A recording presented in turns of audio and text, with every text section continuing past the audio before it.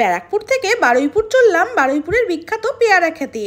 না পায়েল দিয়ে আর অভিজিৎদার বিয়ে আর রিসেপশনের কাজ করতে ক্যাটারিং এর বাসনপত্র গুছিয়ে গাড়ি বেরিয়ে পড়েছিল মাঝরাতে, আর আমরা দুজন ভোরবেলা বেরিয়ে পড়লাম স্কুটি নিয়ে। গুগল ম্যাপ এমন কেলো করে দিল, মা ফ্লাইওভারে উঠে সারা কলকাতা ঘুরতে ঘুরতে পৌঁছে গেলাম বারুইপুর আরো আধা ঘন্টা লেটে। ভোরবেলার ফার্স্ট ট্রেন ধরে আমাদের রান্না দাদারাও চলে গিয়েছিল, আর গিয়েই কাজ শুরু। 9:30 10টার মধ্যেই নেমে গেল লুচি তরকারি আর কাঁচা মাছ মাংস। আমরা ব্যারাকপুর থেকেই ক্যারি করে নিয়ে গিয়েছিলাম, তাই সেগুলো ধোয়াধুয়ি করে নেওয়া হলো। আর দুপুরের রান্নার প্রিপারেশনও কিন্তু সাথে চলতে থাকলো। আর শঙ্করদাকে পাঠিয়ে দিলাম পেয়ারা কিনতে। ফুলকো ফুলকো লুচি দিয়ে ব্রেকফাস্টটা সেরে নিলাম আমি। আর দিনটা ছিল 21শে জুলাই। পাশেই বড় রাস্তা দিয়ে একের পর এক গাড়ি যেতে থাকলো ধর্মতলা। আজকে কিন্তু আম ডুমো ডুমো করে কেটে চাটনি হবে, আর এদিকে চিকেনটাও ভাজা হয়ে গেল। সঙ্গে রাতের মেনুর পাতুরির ভেটকি মাছটাও ম্যারিনেট করে নেওয়া হলো। আর আজকে কিন্তু আমাদের কাতলা দিয়ে একটা নতুন প্রিপারেশন হবে। রাতের মেনুতে কাতলা দিয়ে ফিশ অমৃতসরি হবে, আর দুপুরের মেনুতে দই কাতলা ছিল। সঙ্গে ছিল সবজি দিয়ে মুগের ডাল, ঝুরি আলু ভাজা আর আলু পটল চিংড়ি দিয়ে কষা। বেলা 2টো 2:30 বাজতে বাজতে গেস্টরা এসে দুপুরের খাওয়া দাওয়া করে নিল। গেস্টরা খেয়ে দিয়ে চলে যাওয়ার পর রাতের কিন্তু স্ন্যাক্স আর স্টার্টার আইটেম গুলো আমরা রান্না করতে শুরু করে দিলাম। আজকের অনুষ্ঠানের এগ ডেভিল কিন্তু শুধু আলু দিয়ে হবে না, চিকেন কিমা দিয়ে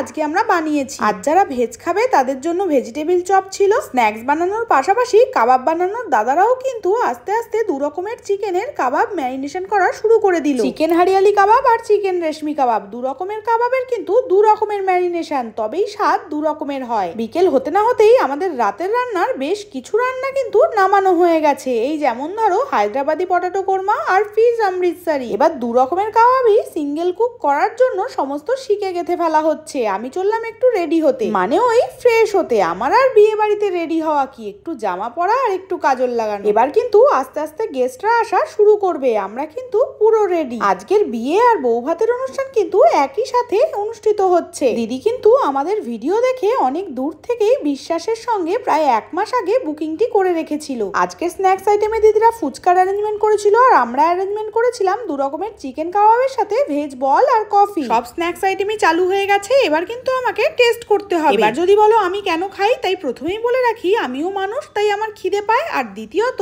আমার ব্যবসায় রান্নাগুলো কেমন কি হচ্ছে সেগুলো আমাকে খেয়াল রাখতে হয়, আর কিছু ইমপ্রুভমেন্ট করতে হবে কিনা সেটা জানার জন্য আমি খেয়ে টেস্ট করে থাকি। আজকের রেশমি কাবাবটা টু গুড ছিল, 10-এ 10। আর ভেজ বল নিয়ে তোমাদের আর কি বলবো, খেলে মুখে লেগে থাকবে। আজকের রেশমি কাবাবের পাশে হারিয়ালি কাবাব আর টেক্কা পাইনি, বাট 10-এ কিন্তু 8 ছিল। ফুচকা দেখতে লোভনীয় লাগছিল, তাই 2 পিস টেস্ট করলাম। ব্যাস আমার সন্ধ্যের খাওয়া শেষ। আবার হয়তো রাত 1টা-2টো বেজে যেতে পারে রাতের খাওয়া খেতে খেতে। গেস্টরা এখন স্ন্যাক্স আইটেম এনজয় করছে, করুক। আমি চলে গেলাম দোতলায়, কারণ প্রায় 8টা বেজে গেছে। এখন প্রথম ব্যাচ খেতে বসার প্রস্তুতি শুরু হয়ে গেছে। এবার আমাকে এদিকটা সুন্দর করে ম্যানেজ করতে হবে। সবাই ঠিক মতন গরম খাবার খেতে পাচ্ছে কিনা এবং যে যেরকম চাইছে সেটা পাচ্ছে কিনা দেখতে হবে। অনেক গেস্টরা খেয়ে সত্যি সত্যি খুবই প্রশংসা করে গেছে, আর ব্যারাকপুরের মিষ্টির নামও করে গেছে। ভিডিওটি দেখে থাকলে দিদি এখানে অবশ্যই তুমি ফিডব্যাক দিয়ে দিও। ঘড়িতে অনেক বাজে। এবার আমি মেন কোর্সের মেন আইটেম গুলো প্লেটে সাজিয়ে নেব। আজকের মেনুতে আমার কাছে শো স্টপার ফিশ অমৃতসরি ছিল।